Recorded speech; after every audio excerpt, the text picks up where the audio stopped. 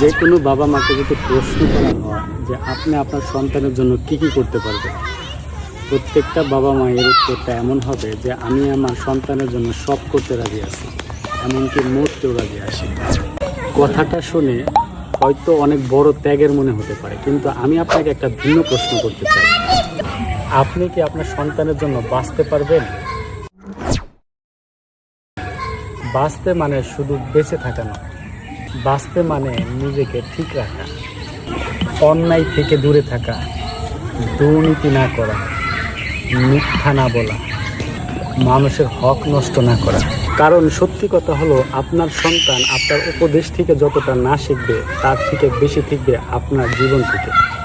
আপনি যদি তাকে বলেন তুমি সত্যবাদী হও, কিন্তু আপনি নিজেই মিথ্যা বলেন, আপনি যদি তাকে বলেন তুমি ভালো মানুষ হও, কিন্তু নিজেই অন্যায় করেন, তাহলে সে আপনার কথা নয়, আপনার কাজগুলোকে বেশি ফলো করবে।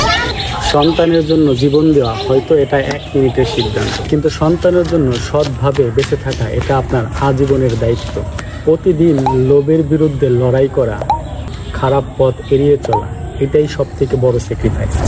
মনে রাখবেন, আপনার সন্তানের জন্য সবথেকে বড় সম্পদ টাকা নয়, আপনার চরিত্র। কারণ সে একদিন বলবে আমার বাবা আমাকে শুধু বড় করেননি, আমাকে মানুষ করার জন্য পথ দেখিয়েছে। তাহলে আপনি কি মনে করেন সন্তানের জন্য বাবা মায়ের সবথেকে বড় দায়িত্ব কোনটি? কমেন্ট করে জানাতে পারেন। ভিডিওটি ভালো লাগলে শেয়ার করতে পারেন।